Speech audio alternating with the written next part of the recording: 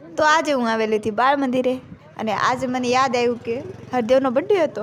અરે વાહ, હરદેવનો બર્થડે ઉજવાતો હો. બર્થડે બોય તો સામે બેઠો છે ને આમ ચોકલેટનું પડીકું ઠલવાય છે. વાહ ભાઈ વાહ. તો આ તો પાછી આવા ભાગ પાડી દે હો મજા. મસ્ત મસ્ત હેપી બર્થડે ટુ યુ આમ ગીત ગાય આમ હરદેવ હાટું. વાહ. બર્થડે બોય તો પાછો હલતોય નથી રે. વાહ ભાઈ વાહ.